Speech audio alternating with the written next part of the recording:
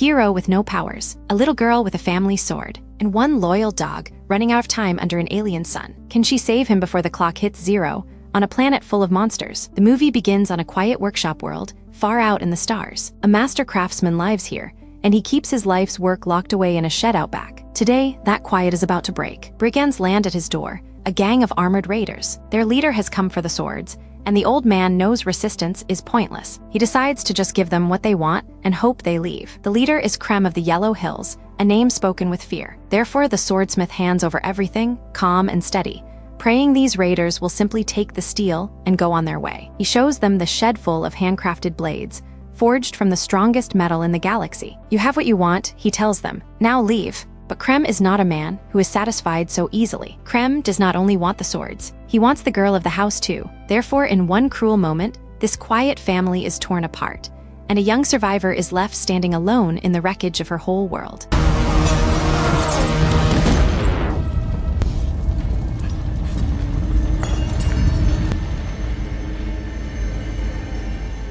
That girl kneels in the ruins of her home, tears drying into something harder. A promise settles in her chest, cold and certain. She will find Creme, and she will make him answer, whatever it costs her. Now cut across the galaxy to a loud alien cantina, all neon lights and strange thumping music. Here we meet our very unlikely hero, slumped at the bar with a drink in her hand. She is Kara Zor-El, 23 years young, loudly declaring that this will finally be her best year yet. Her only real company is a scruffy dog named Krypton, curled up beside her stool. Kara loves this world because it sits under a red sun. Under a red sun, she feels completely ordinary.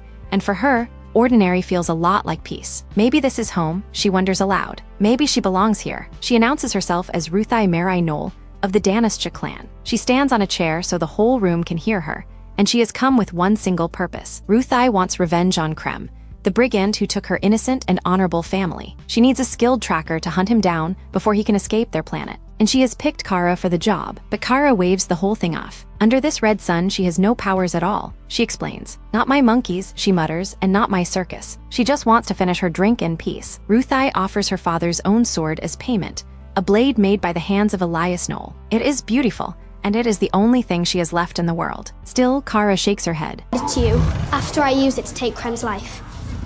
Elias Knoll, you say? Yes. A child of your size expects to wield such a weapon. I am no child. The bar patrons scoff at the idea. A child of her size, taking on a brigand. Impossible, but Ruthai lifts her chin proudly. She had her 13th turn this past harvest, she says. She is no child at all. Therefore, a hulking alien in the corner decides to just grab that precious sword for himself. Kara sighs, sets down her drink, and steps in to try and talk the whole thing out first. You do not steal from a kid who just lost her parents, Kara tells the towering brute. That is clearly over the line of acceptable behavior. At least help her find the man who did it, she suggests. The alien answers her kindness with a heavy fist. So Kara, powerless and totally unimpressed, cracks her neck and decides they are going to do this the hard way after all.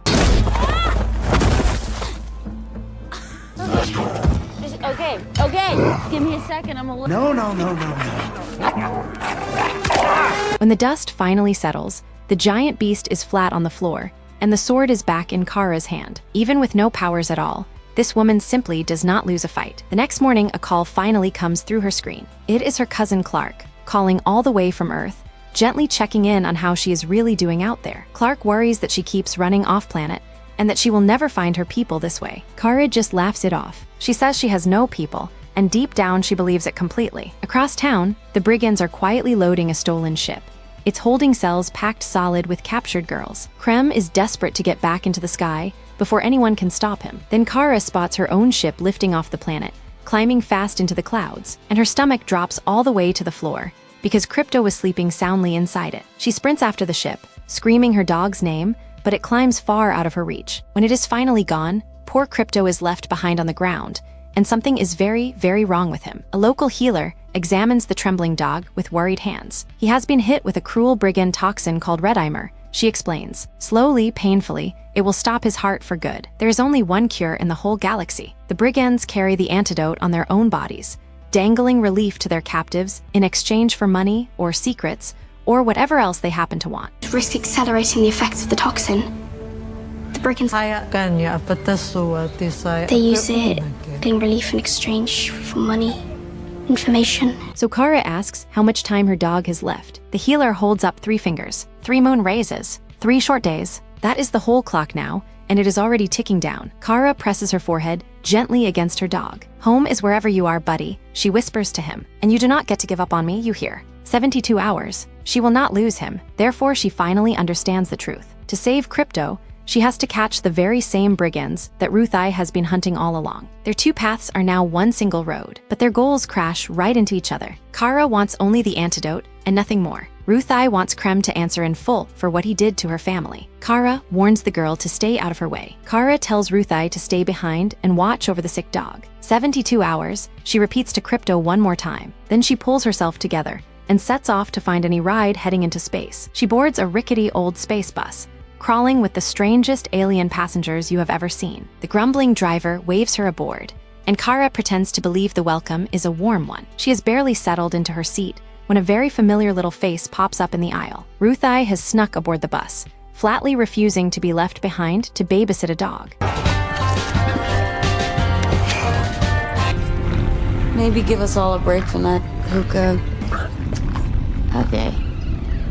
Comfy? You put your bag down at that alien's feet, Kara warns her, which around these parts is a deep insult to its mother. But Ruthai is stubborn, and she is not going anywhere at all. Then the whole bus suddenly lurches hard to one side. Something out in the black has slammed straight into them, and every light on board begins to flicker and fail. Kara peers out the window and groans. Sklarian raiders, she says. They are tech pirates, and they want the bus. They want the fuel, and they want every last thing the passengers are carrying. So she leans over and whispers a very strange question to the driver. How close are we to a yellow sun? She asks quietly. Now watch closely, because she is planning something big. The driver says he has no engine and no nerve, so getting any closer is completely impossible. Kara just smiles a slow, knowing smile and says one word. Perfect. That is exactly what she wanted to hear. Oh,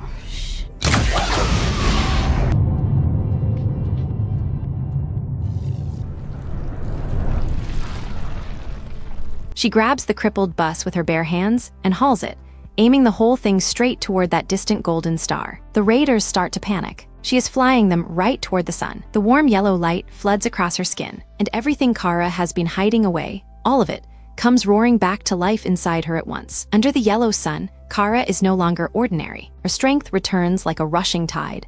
Her eyes blaze with fire, and the Sklarian raiders never stand a chance against her. She tears through them in mere seconds, and saves the entire busload of passengers. This is the hero the galaxy has never once met. Ruthai stares, completely amazed. Kara explains it as simply as she can. A yellow sun gives her power. A red sun makes her normal again. She chose the red sun, she admits, so the whiskey would actually work on her. Therefore, Ruthai insists, more sure than ever, that Kara must come with her to find Creme. Kara sighs and finally gives in. She was always going to do it anyway, she says, for the sake of her dog. Still, the raider gives up the location in the end. Creme is hiding out on Bilquis, he says. It is a half-ruined world, scarred and hollowed out by old atomic wars long ago. nice try. Bilky's a dead planet. Dying, not destruction. Half the population is gone, and the remaining resource corner of the galaxy.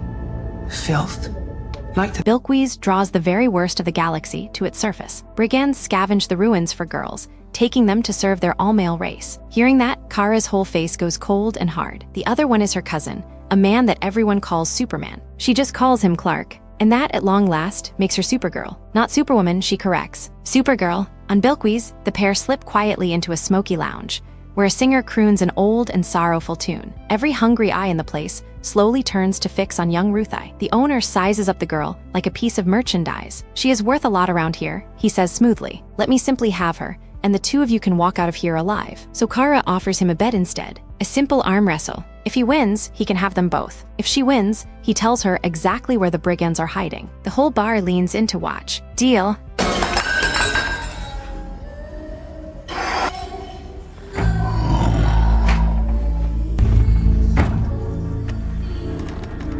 One quick, sharp snap later, and the big man is howling and clutching his ruined arm. The entire bar goes very quiet all at once, and then, slowly, it goes very angry indeed. Thugs all around draw their weapons. Kara calmly tells Ruthai to sit tight over there, then squares up alone. Anybody want to leave first? She asks the room. No. Okay then. Suit yourselves. Yeah? Okay, let's go. And I seem to find when we're out.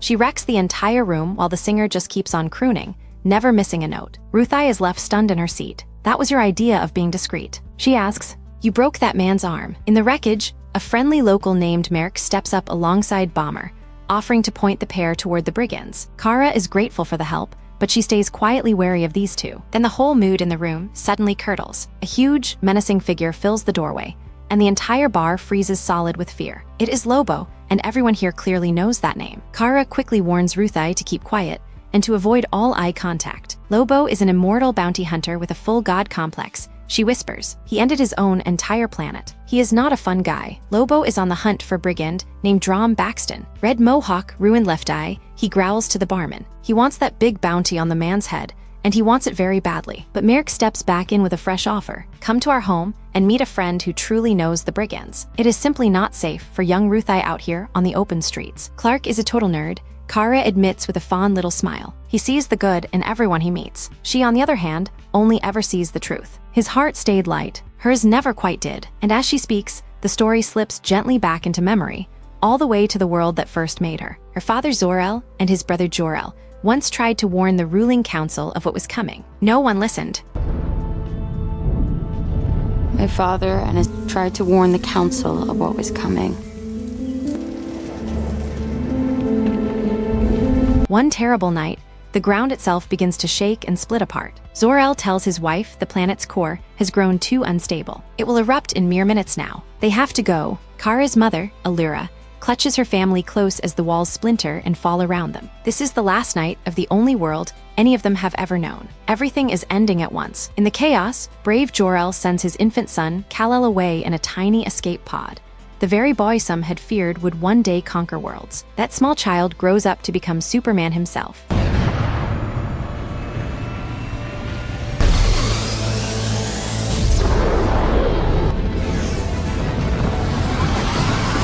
All of this, Kara quietly notes, happened a full 8 years before she herself was even born. Krypton did not fall in a single day, she says. The old gods are simply not that kind. Her parents chose to stay behind on a surviving fragment of the planet, a place called Argo City. They truly believed there was still some kind of future left there, something worth preserving. The same break that saved Argo City also unearthed a deadly crystal buried deep below. Kryptonite, its faint green glow, slowly began to poison the very soil beneath everyone's feet. People fell ill all across Argo, and the sickness kept spreading, wider and wider. Kara nervously asks her father if anything at all can be done to help them. His long, heavy silence is the only answer she gets. Zor-El finally admits that his great force field has failed them completely. The radiation has already taken a firm hold of him too, he says. There is simply no stopping it now, not for him. So he reveals his final, secret gift to her. Using his brother's old sketches, he has quietly built an escape pod of his own. He made it just big enough to carry one person, his daughter, but Kara flatly refuses to go. This is her only home. She cries out, and she would far rather stay right here beside her parents. Then her father gently takes her face in his hands. You are not one tiny life, he tells her. You are your mother's life. You are my life. You are our souls unfolding into the future. And that, he says, is exactly why she must live.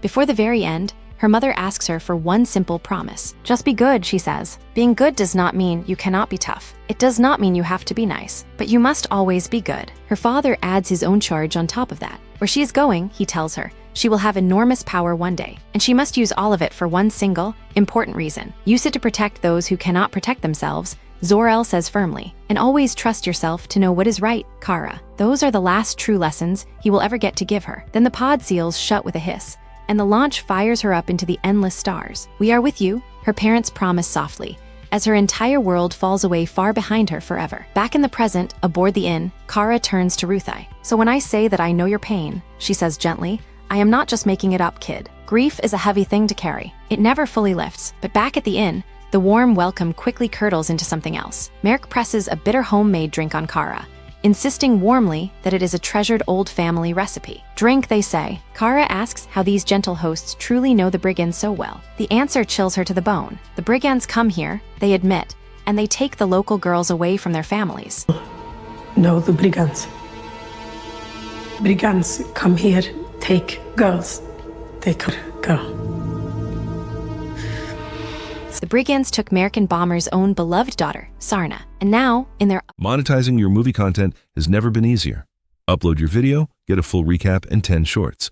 ViralCade, link in the comments. utter desperation to get her back, these grieving parents have made a truly dreadful bargain of their own. The drink was poisoned all along. It should have left Kara fully paralyzed by now, but the toxin barely even touches her, and she suddenly realizes she has walked straight into a trap. She has been set up. She calls out for milk to coat her stomach, gagging the poison back up as fast as she can. One girl in trade for two girls, the innkeepers confess through their tears. They had no other choice, they beg.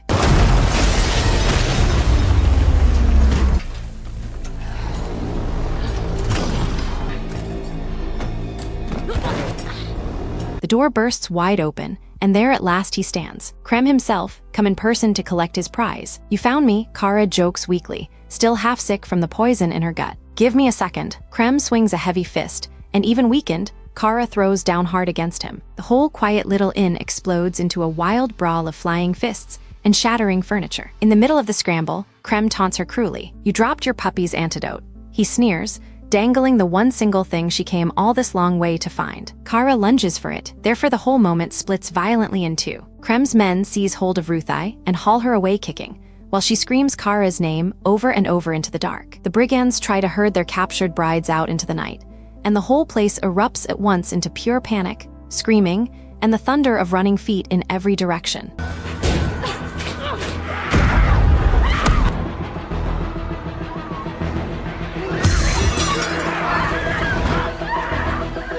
Then Lobo crashes right into the middle of the party, hunting a bounty all his own. He spots that red mohawk in the crowd, Drom Baxton, worth more than enough gold to fund his entire year. The brigands drag out little Sarna, insisting loudly that a deal is a deal. Her parents scream her name in horror across the room, but Kara is already moving, fast as a shooting star. Now she turns her full attention to the real prize of the night. Come on, Creme, she says grimly. Where is my antidote? But Creme, it turns out, dearly loves to play his little games. Ruthai, still desperate for her own revenge, breaks from her hiding place far too soon. I told you not to move, Kara hisses at her sharply, but by now, it is already much too late to fix it. In the sudden confusion, Creme seizes hold of Sarna and rips open a shimmering portal in the air. Kara lunges with everything she has, but the swirling light swallows the man whole before she can reach him.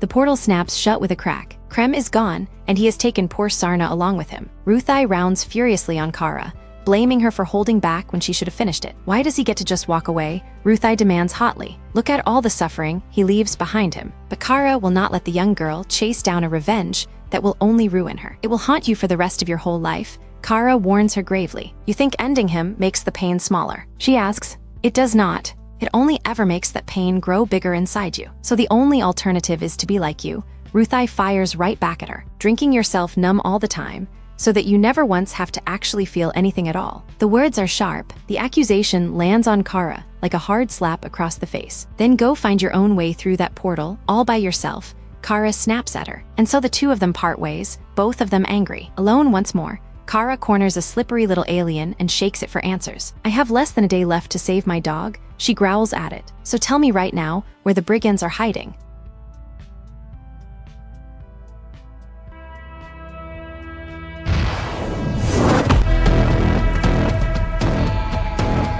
The frightened alien folds fast, but warns her she will have to wear a full disguise to safely reach them. Let us go then, Kara says without hesitation. That clock on Krypto simply will not wait for anyone. As she pushes onward through the cold, her tired mind drifts back once again, all the way to the very day she first landed alone on Earth. Small and frightened and completely lost. A kind young man had been the one to find her crashed ship. I have been tracking you for a whole month, he said gently. You are from Krypton, and so am I. It was Clark, her only family left. Then, very gently, he warned the girl that the strangest part was coming next. Your powers, he told her with a small smile, are going to start kicking in right about now. Get ready for it. The whole world suddenly exploded into raw sound.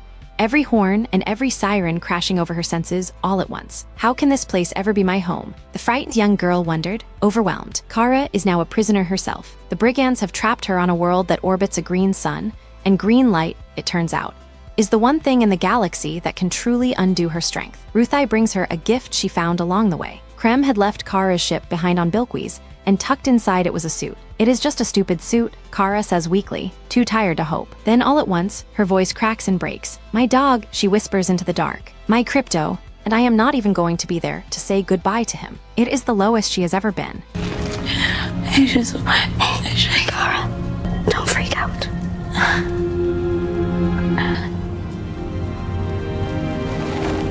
Ruthai kneels down close beside the cell bars. "I am so sorry for saying that I did not want to be like you," she tells Kara softly. "You are not always nice," she admits, "but you are always kind. You are not always perfect either." Ruthai adds quietly, "But you are good. So thank you truly for taking me along with you on all of this." It is the first real peace the two of them have ever shared. Instead, she very nearly walks straight into a trap, until a rough, familiar voice stops her cold in her tracks. It is Lobo, and he too is now locked up tight inside a cell of his very own. "Why on earth are you in here?" she asks him. "Hunters do not get caught," he grumbles back at her. "They set clever traps, and then they simply wait." But Ruthai, she tells him, is completely done with waiting. She swears to him that she will find Creme and finish what he so cruelly started. Lobo just scoffs at her. "Revenge is highly overrated," he says. "There must have been some reason for it all." "There was no reason at all," Ruthai insists. "Creme took her honorable family purely for sport. He has no honor and no code to speak of. Not like you," she guesses, studying the giant hunter. "My code is iron, you little one."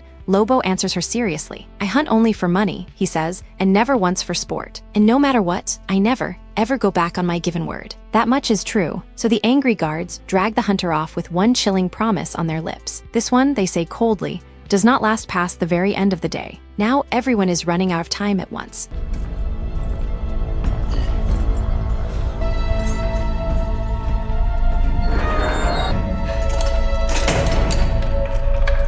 Then Ruthai plays the boldest card she has left. She begs the guard desperately to take her to Creme, promising through fake tears that she will tell him exactly where he can find her powerful friend. "Keep your trap shut and just do as you are told," the guard barks at her, hauling the girl roughly along the corridor. Ruthai nods along sweetly the whole way. She has a clever plan, and it is already working.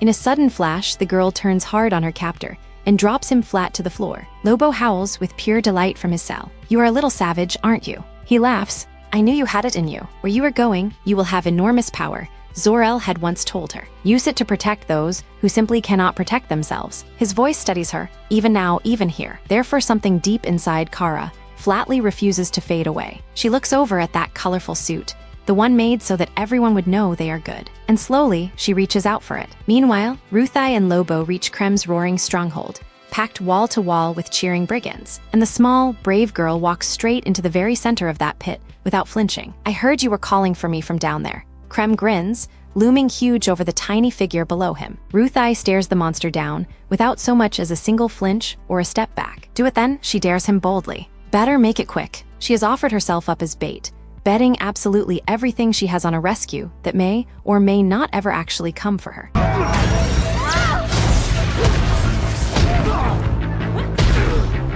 You know, hi, I'm the bitch whose dog you shot. Then a familiar voice cuts sharply through the noise. "You know, we were never formally introduced," Kara says, back on her feet in full glorious color. "Hi, I am the girl whose dog you harmed." The entire stronghold erupts into chaos. Kara wades straight in swinging, tearing her way through the packed brigand ranks, heading directly for Creme himself at the far end of the hall. But Creme has one last trick up his sleeve. He reveals a glowing green shard he made just for her. Kryptonite crystal, he grins wickedly. He calls his little creation his own special delight. The green crystal brings Kara straight to her knees. Her power drains away from her all at once, and the pain of it is unlike anything she has ever felt before. Creme slowly circles her, savoring every single second, promising to end all her suffering for good. This is her lowest moment yet.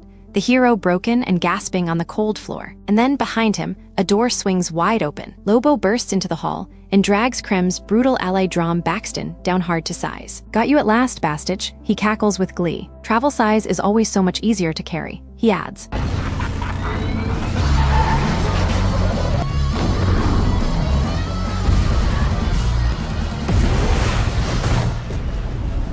When the smoke finally begins to clear, Kara reaches Ruthai's side. "Are you all right?" she asks urgently. but the girl points back inside. The brides, she says, they are all still trapped in there. So Kara plunges right back into the burning stronghold without a second thought, following the sound of the screams, and she pulls the very last of the captured girls safely out to freedom. At long last, Creme faces Ruthai completely alone. "It is a beautiful sword. From your father," he taunts her cruelly. "I am sure you would just love to bury it deep in my heart, wouldn't you? Come on."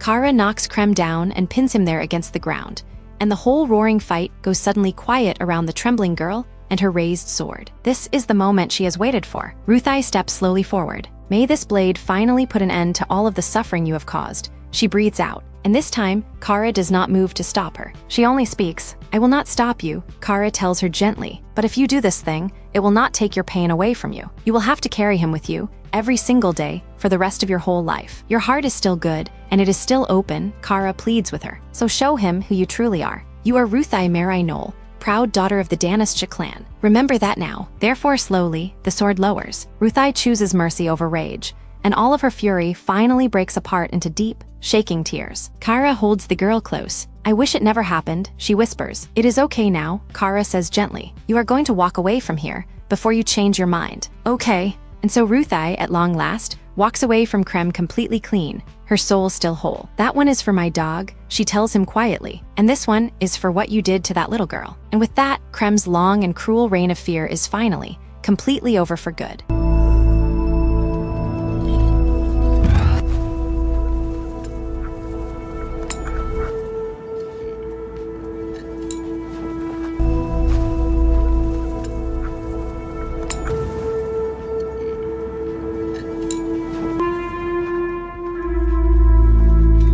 Kara races all the way home with the precious antidote, bursting through the door to reach Crypto. "I told you I would come back for you, buddy," she laughs, and the joyful dog leaps straight into her arms. "Now it is time for the goodbyes. Ruthai will go and stay with her aunt," she says. "And maybe," she adds, "she will even start making swords one day, just like her beloved father once did before her." Kara quietly admits that her pub crawl days are all behind her now. "I am really glad that I met you, Ruthai," she says warmly. "Yeah," the girl answers with a shy little smile. "Me too, Kara. Me too. So I guess this is goodbye then," Kara says. But then she stops herself short. She never actually did finish celebrating that big birthday of hers. "Come along with me," she offers suddenly. "What do you say?" Ruthai lights up like the sun itself. "You can be gone for a couple more days, right?" Kara asks her. "Your aunt is not going to freak out over it." "No," Ruthai grins back happily. "She will not freak out at all." Finally, Kara returns home to Earth. And to Clark, weary but deeply changed by it all. "Rough trip?" he asks her gently. "Yeah," she says. "But it was good too, you know, in its own strange little way." Yeah. Tricky for me too. Yeah. It was, you know, like in its own sort of way. Good. Clark admits that he honestly could have used her help around here lately. And for the very first time in a long time, Kara does not run away from him. "I think I will stay a while this time," she tells him. Crypto immediately gets his happy nose right into the chocolate, and the whole little family bursts out laughing as they chase the excited dog around the room. They are simply, finally, home together. So the drifting hero who swore she had no people found a stubborn girl, a loyal dog, and a home worth staying for after all. Her father gave her enormous power, but her mother only ever asked her to be good. So here is the question for you. In the end, which one truly made her a hero? Supergirl's great strength or her good and open heart?